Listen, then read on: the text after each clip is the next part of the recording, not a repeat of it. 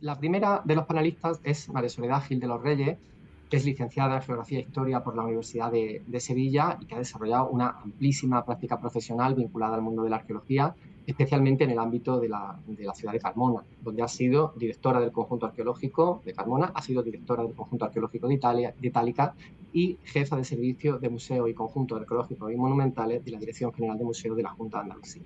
En la actualidad es directora del Museo Arqueológico de Sevilla y, de hecho, creo que su experiencia en la gestión de conservación preventiva de este tipo de piezas puede ser muy enriquecedora dentro del ámbito de webinar. Sin más, te cedo la palabra y bueno, vamos con el curso.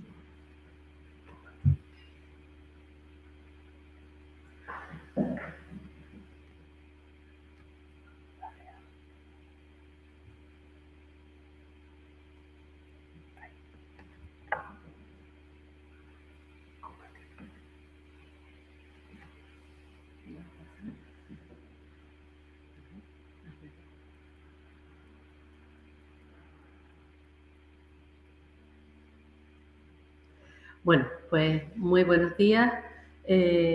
Dar las gracias a todos los organizadores y de manera muy especial quiero decir que, bueno, que nosotros estamos inmersos en el Museo Arqueológico de Sevilla en un proyecto de rehabilitación integral y, por tanto, estamos con la evacuación de todas las colecciones. Y, por lo tanto, estamos ante un gran reto.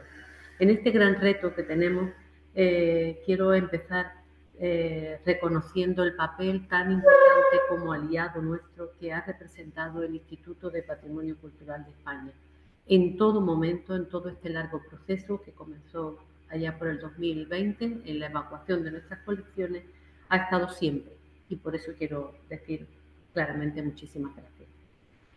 Institucionalmente, el Museo Arqueológico de Sevilla es un museo con una larga historia, es un museo que se adentra en la historia de los museos de España, formó parte como sección de arqueología del Museo de Pintura del Convento de la Merced en 1842, pero no será hasta 100 años después, hasta que llegue a lo que se conoce como el Pabellón de Bellas Artes de Aníbal González, que fue diseñado con motivo de la Exposición Iberoamericana de 1929. Desde muy pronto se comprobó que el edificio presentaba enormes dificultades que iban a trascender a lo largo de su historia en todo lo que voy a contar hoy, que es la historia de toda una evacuación y la historia de sus colecciones. Como pueden ver en esta gráfica, las intervenciones que corrieron a cargo del arquitecto Félix Hernández, intervino Navascué, por aquel entonces el director Juan Lafita, pero no dejaron de sucederse intervenciones más o menos improvisadas, sin demasiada ordenación sobre un edificio que había sido pensado para una sola planta, y con el tiempo se produjo una ocupación de plantas, entre plantas, de la parte del sótano que estaba destinada para un uso residual de suministro y que pronto se en este caso, y de espacio con déficit muy pronto, fueron problemas estructurales, problemas de actualización museográfica, problemas de circulación tanto con y sin colecciones, que determinaron que en el año 2006 y 2007 el Museo Arqueológico fuera uno de los primeros museos en España que se adentrara en la elaboración de la redacción del Plan Museológico.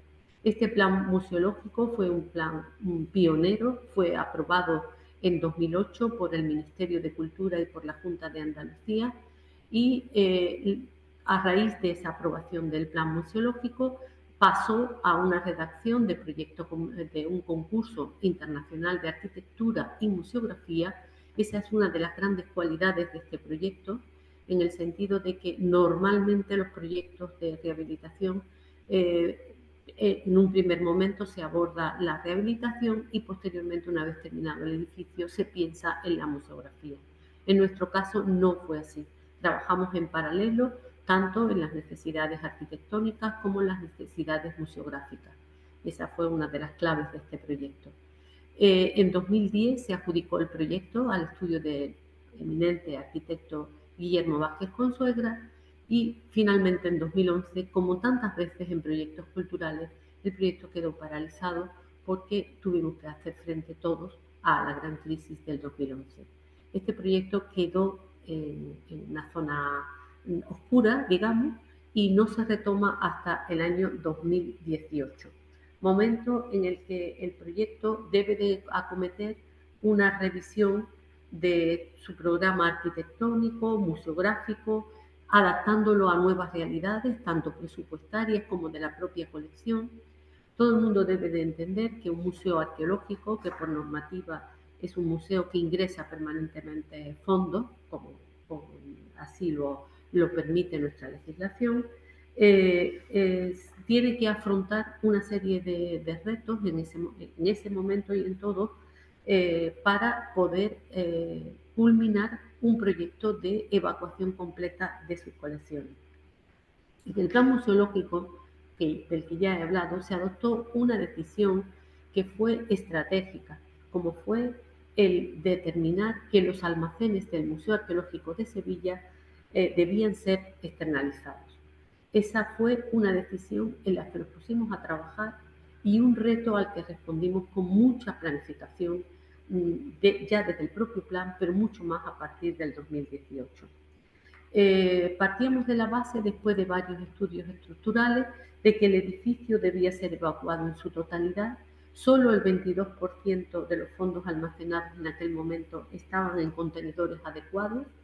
La colección estaba formada por 750.000 registros, compuesta de una gran diversidad de materiales, de pesos, tamaños, valor cultural, estado de conservación, muchísimas excavaciones arqueológicas antiguas sin procesar, una colección que creo que todos conocen de alguna forma, con unos bronces jurídicos que son piezas casi únicas, una estatuaria importantísima, con una prehistoria y protohistoria, con una colección enorme y de gran calado científico en este momento.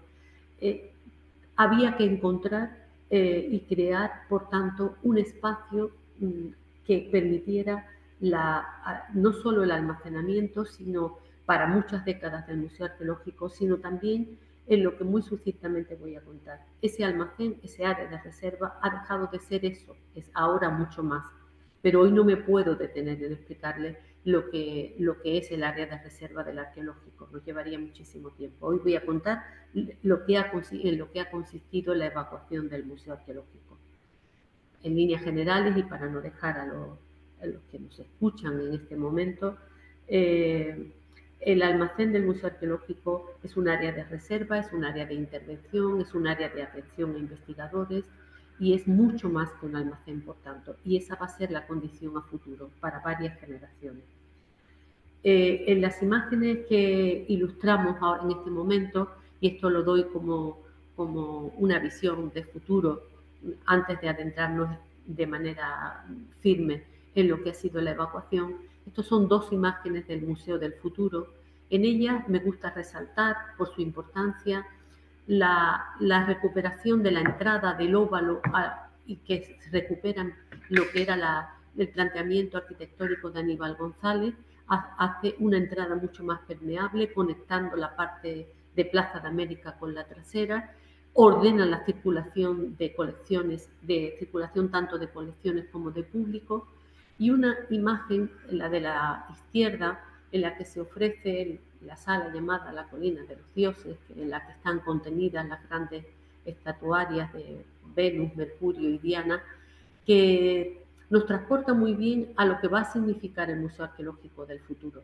Un museo cuya mirada va a ser una mirada hacia el Parque de María Luisa, donde se recupera la iluminación prevista en el proyecto original y en donde, y ya termino con esto porque si no estaría hablando casi toda la mañana, en donde se multiplica por 100 los servicios de un museo del siglo XXI que un museo del siglo XXI debe de ofrecer. Cuando empezamos a valorar y a planificar nuestra evacuación, la evacuación total del edificio, como ya os he comentado, el 22% de los fondos estaban embalados en contenedores adecuados. Había una colección de más de 750.000 registros. y una gran diversidad de materiales. Había que crear un espacio de reserva. Había una cuestión que nos preocupaba enormemente. Para afrontar este reto, identificamos una serie de riesgos, aunque uno nos preocupaba particularmente, que dada la singularidad de nuestras colecciones, en general y la nuestra en particular, tal y como se define en el documento Fundamentos de Conservación Preventiva del Instituto de Patrimonio Cultural de España, nos preocupaba de manera especial la ausencia de la información básica para la identificación y documentación de los bienes culturales o disociación por pérdida de la información o bien cultural o del nexo de unión entre ambos. La ausencia de información básica o disociación entre la información y el bien cultural fueron dos de las preocupaciones principales. El Museo Arqueológico de Sevilla, como cualquier museo que conserve colecciones de naturaleza arqueológica y sea receptor de materiales procedentes de las excavaciones, se traduce en un permanente crecimiento de sus fondos, una incesante entrada de bienes culturales que en su mayoría llegan al museo en condiciones muy precarias, con información a veces limitada, en soportes de almacenamiento deficientes y diversos, incluso en ocasiones inadecuados, para los propios fondos, con mínimos o inexistentes materiales de amortiguación. Asimismo, otra de las consecuencias es la imposibilidad de hacer una estimación de fondos que ingresan anualmente en el museo. Eso es a lo que nos enfrentábamos en el momento de planificar la evacuación completa. En estas condiciones, el riesgo de pérdida de información era enorme y, en consecuencia, el riesgo de disociación se multiplicaba exponencialmente ante la perspectiva de un traslado masivo. En esta imagen corresponde al diagnóstico que en 2018 fue un diagnóstico inicial previo a abordar la planificación de todo el proceso de evacuación. Nos ofrecía un resultado preocupante al analizar el riesgo que teníamos verdaderamente de la disociación, así como en los daños físicos causados por la manipulación y disposiciones inadecuadas, mucho menor que en el resto de indicadores, por lo que teníamos que priorizar estos aspectos en nuestra planificación. Como toda colección de fondos arqueológicos, la naturaleza material de la colección era muy diversa. El 79% correspondía a piedra, en este caso a mármol, cerámica, etc. El 17% a metales, el 1% a materiales orgánicos, hueso, marfil, algunos restos de madera, restos óseos humanos, el 3% de vidrio, numerosos registros de paleofauna, sedimentarios, etc. Además de los fondos arqueológicos, se disponía de un inmenso patrimonio bibliográfico y documental, como pueden observar en esta gráfica, con más de 16.000 monografías, 300 títulos de revistas, 235 libros anteriores a 1900, un archivo histórico importantísimo para la arqueología andaluza y española en particular, un archivo administrativo muy importante de una larga trayectoria como es la del Museo Arqueológico, y una importante colección fotográfica. En este caso, el diagnóstico inicial de la colección nos permitió trazar con ese horizonte y con esa unidad de 750.000 registros. Quiero explicar en este caso que 750.000 registros, que para un museo arqueológico, pues, y el control sobre esa colección en un museo de Bellas Artes sería impensable, no así en los museos arqueológicos o de ciencias o tecnológicos que se enfrentan a estas cantidades. Hemos de decir que la colección estable representa un 11%, el 89% corresponden a depósitos principalmente de la Junta de Andalucía, y la colección expuesta en el momento en el que abordamos la evacuación se corresponde a un 5%. El 95% de la colección que existía en los almacenes se correspondía en todos los casos a excavaciones arqueológicas. Excavaciones arqueológicas, muchas de ellas con una asignación antigua, con un ingreso antiguo, y que habían permanecido en muchas zonas de las zonas de almacén, destinadas al almacén, en donde en muchos casos no se había ni podido acceder hacia esas colecciones. El diagnóstico inicial en cuanto a la naturaleza museográfica, lo pueden ver en esta zona. Hemos de decir que el Museo Arqueológico es un museo muy amplio, llega desde la prehistoria hasta la edad contemporánea. Realmente los fondos de edad contemporánea son muy importantes y los fondos de edad moderna, pero sin ninguna duda serán los fondos de la edad antigua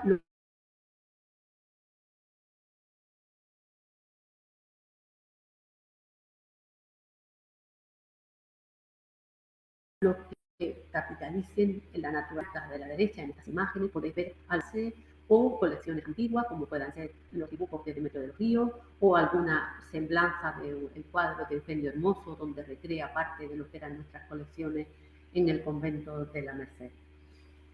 En los años anteriores a lo que fueron el 2018, que es cuando se reactiva el proyecto, el Museo Arqueológico de Sevilla, sin lugar a dudas, tuvo que ponerse a trabajar en la reordenación de sus fondos porque existía una necesidad imperiosa de ordenar, de organizar, establecer nuevos protocolos.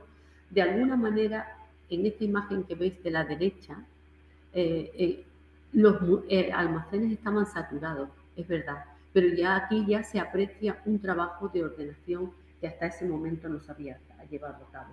Esa anticipación tuvo un efecto limitado, pero que no sirvió sin lugar a dudas para poder establecer todo lo que fueron los trabajos que se nos venían encima. Yo creo que a todas estas dificultades respondimos con planificación.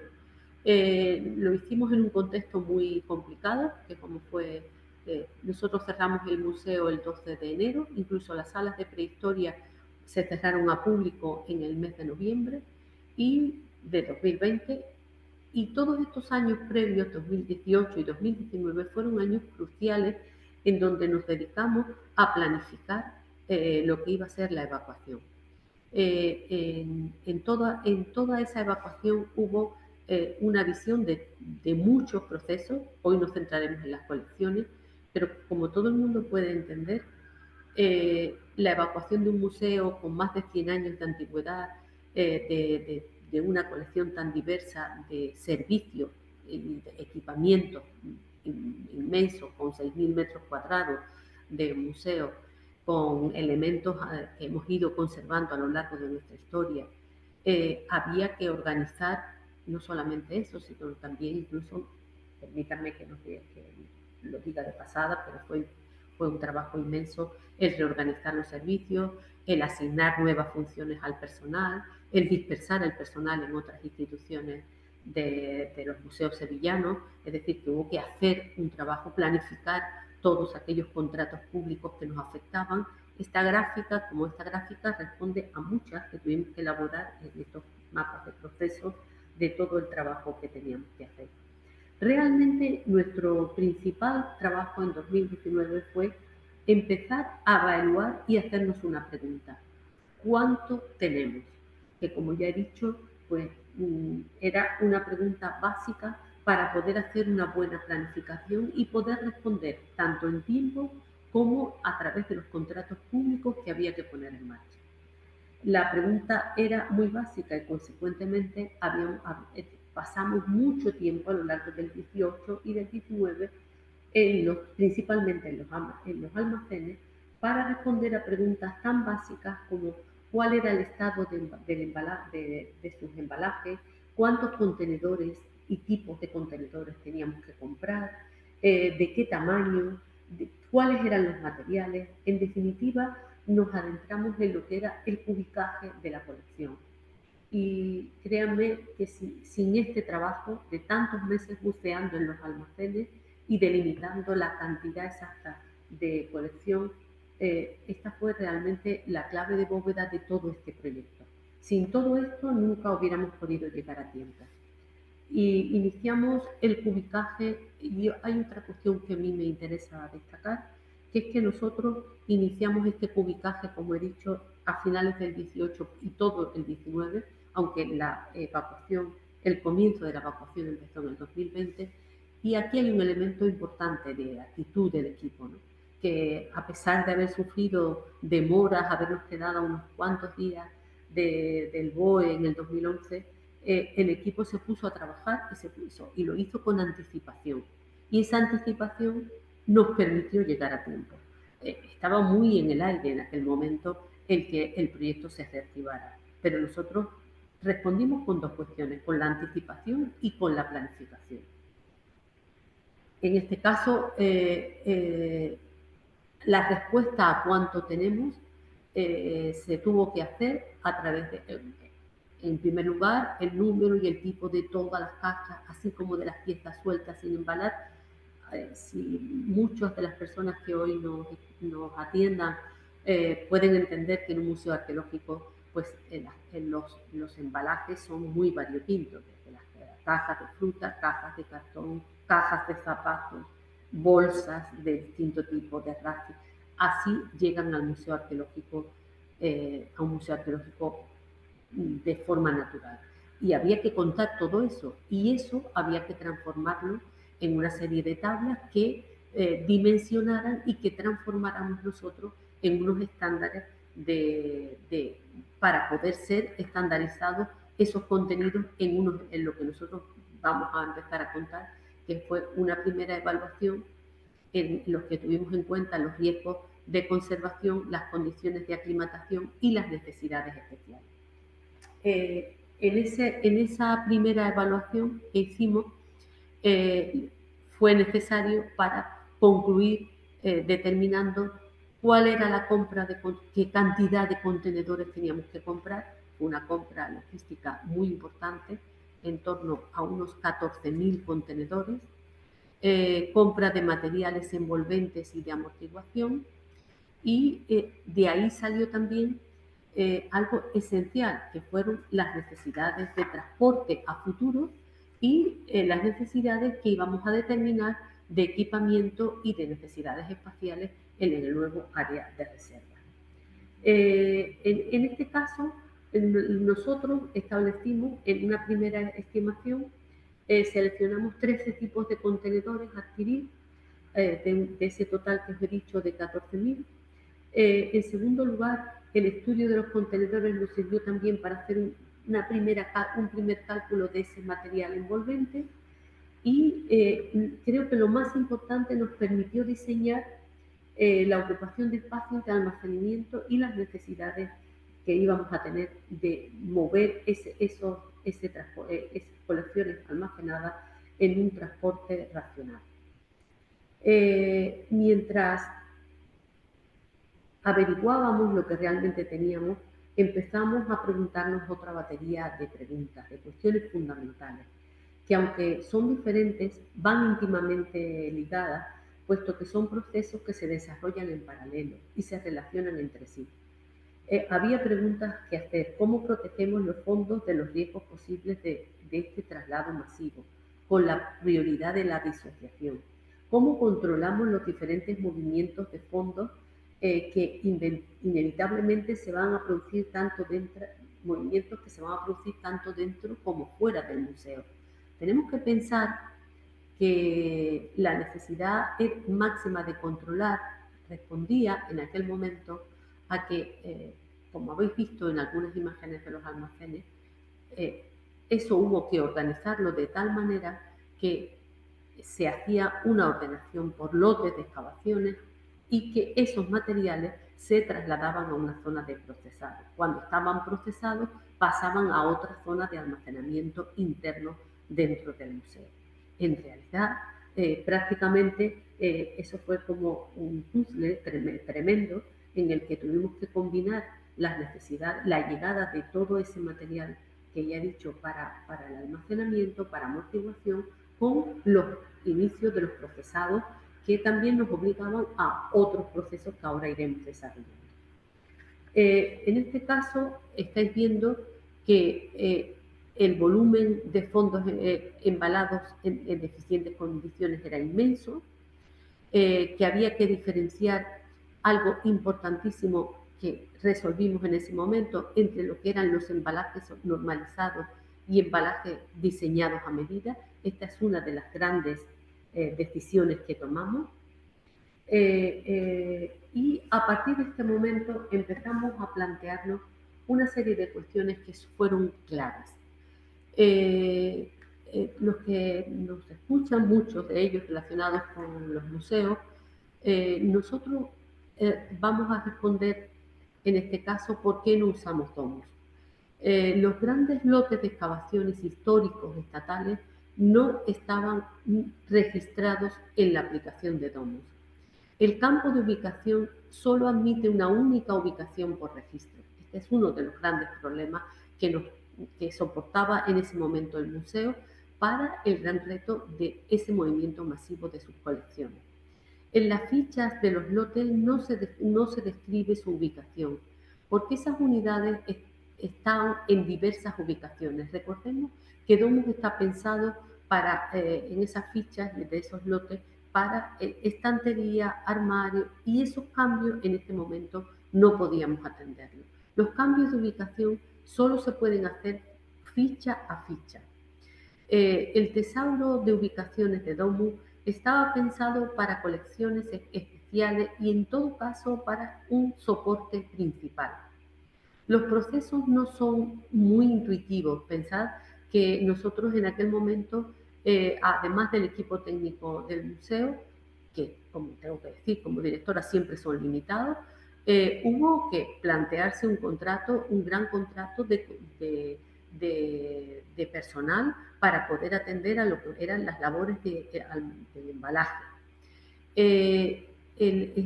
Otra de las razones es que el Domus está ubicado en un servidor central en donde no era, a nosotros se nos hacía inviable una posible paralización del trabajo, que muchas veces ocurre.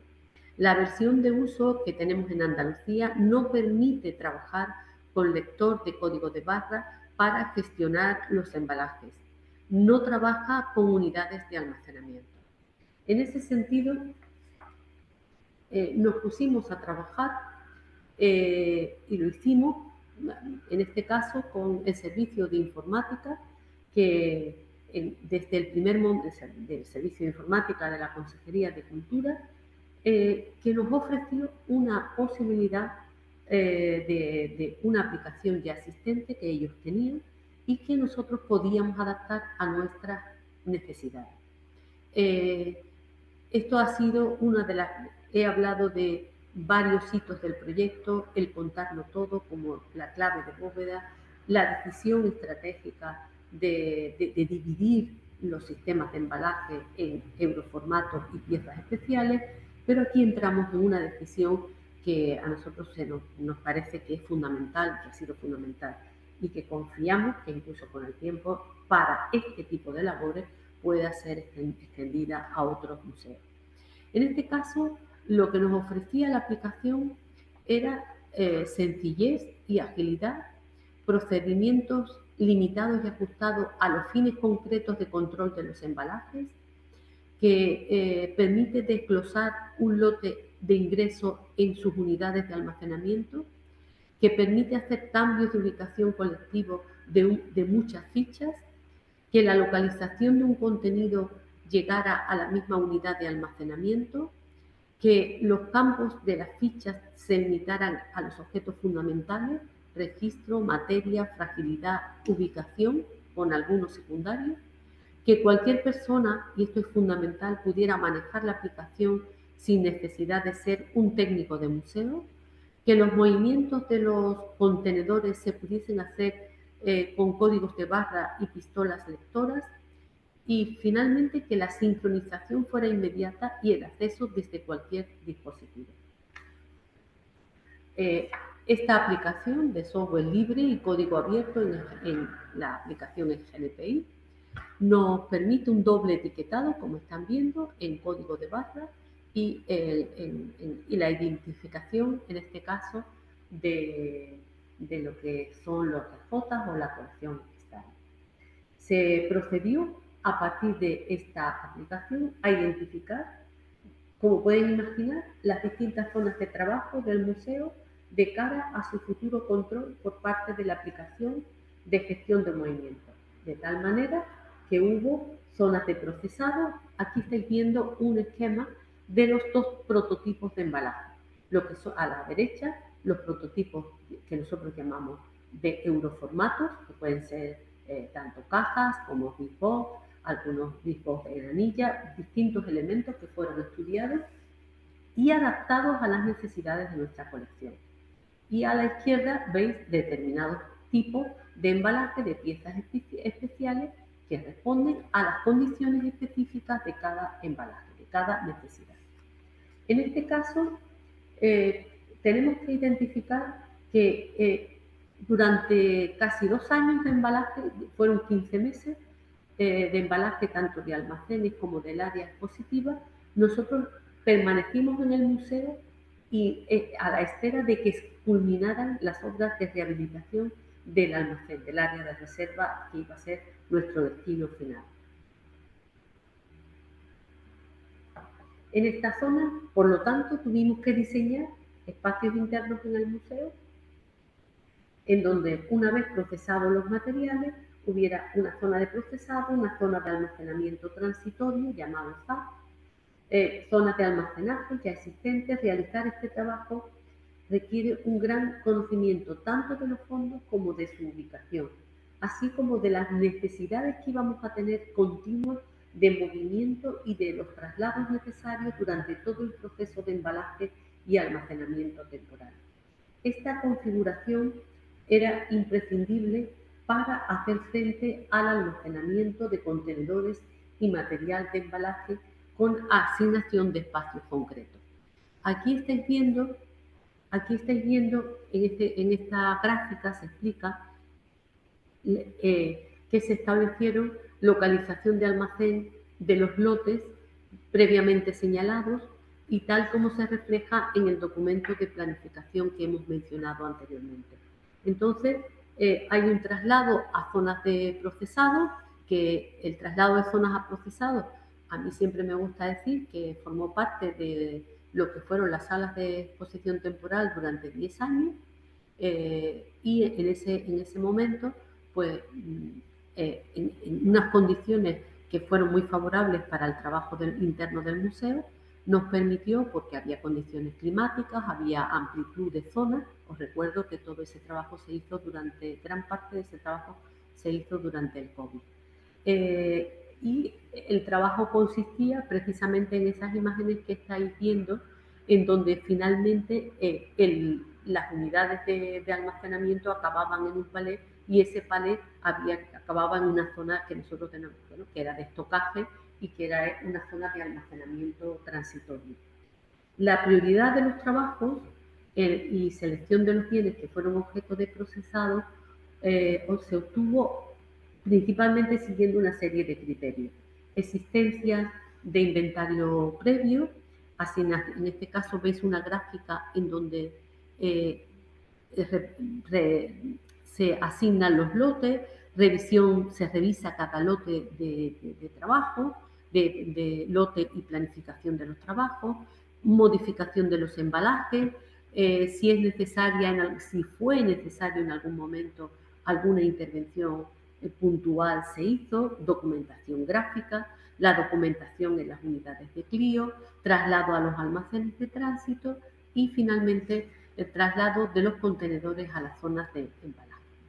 Ahí estáis viendo en la zona de la derecha una pistola lectora y todo lo que significó los trabajos los comienzos de los trabajos de almacenamiento.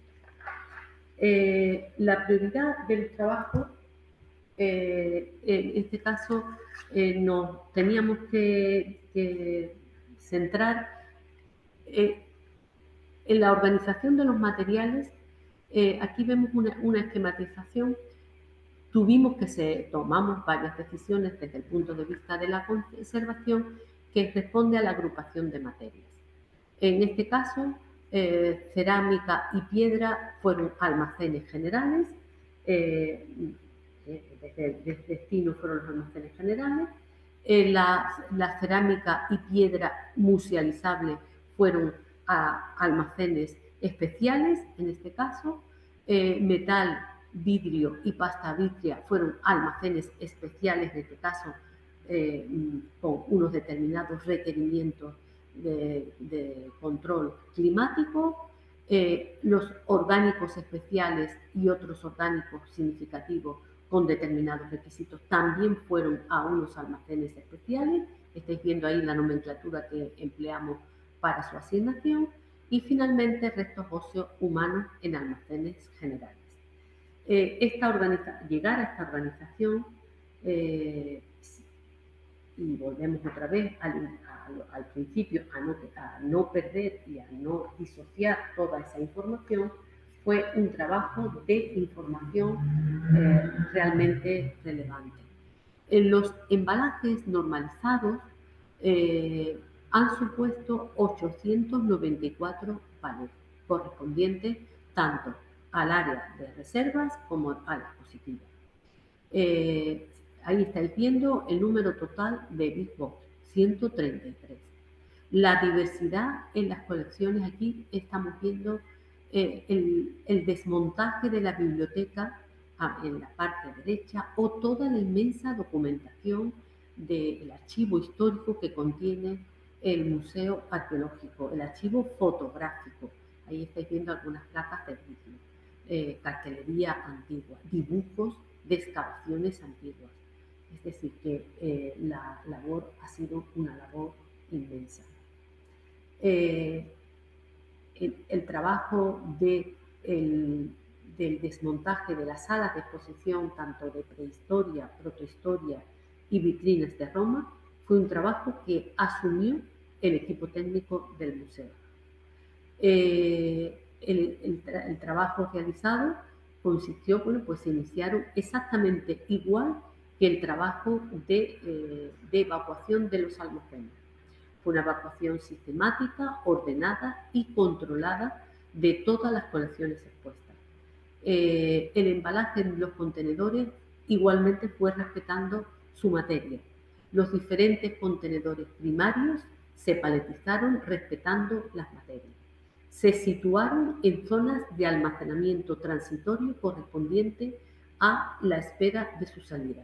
Tengo que decirles en este caso que la espera fue muy larga, los proyectos duran muchísimo tiempo, muchísimo, y a nosotros esto se nos ha hecho un poquito largo, porque ha sido un trabajo, como se pueden imaginar. Soledad, perdona que te interrumpa un segundito, ya nos estamos pasando un poco del tiempo, nos estamos metiendo en el tiempo te quedarían como 4 minutillos. Acabo. Empezamos con ese segundo apartado que nosotros llamamos piezas especiales, voy muy rápido. Aquí lo que nos preocupaban eran los daños físicos causados por la manipulación o una disposición inadecuada, o vibración, inestabilidad estructural, o por la presión del uso de los bienes culturales. En este caso, la dicotomía entre un embalaje especial y cajas individuales queda clara. En este caso, los euroformatos nos permitían la pilabilidad, la paletización, una mayor facilidad en el transporte, mientras que el movimiento de cajas especiales se hacía mucho más complejo, había unos riesgos especiales y había que individualizar, en este caso, las cajas por dimensiones y peso, y utilizar una maquinaria pesada que estáis viendo en esta gráfica. Voy ya muy deprisa para no comerme el tiempo. En este caso, las piezas especiales en un principio fueron 970 piezas, pero el conocimiento que teníamos entonces ya de la colección nos permitió hacer una propuesta mucho más sostenible. En este caso, las piezas especiales quedaron reducidas a 645 porque el resto de piezas, hasta 970, fueron objeto de un embalaje en las cajas que ya he dicho en los euroformatos, tanto de Big Box como anillas o de otros formatos. Y finalmente fueron 529 cajas especiales.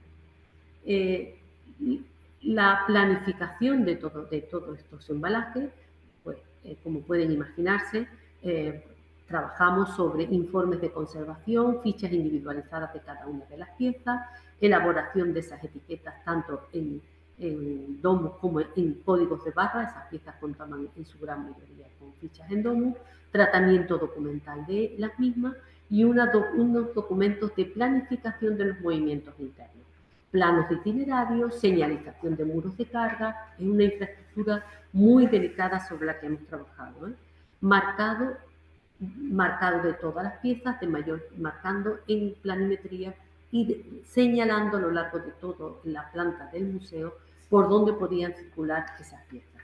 Y finalmente, vamos a ver aquí, pues piezas muy especiales como fueron el desmontaje de esas piezas fueron previamente retractiladas con film transparente industrial, algunas piezas requirieron de pequeñas intervenciones preventivas como fue el engasado y luego hubo que asegurar mecánicamente.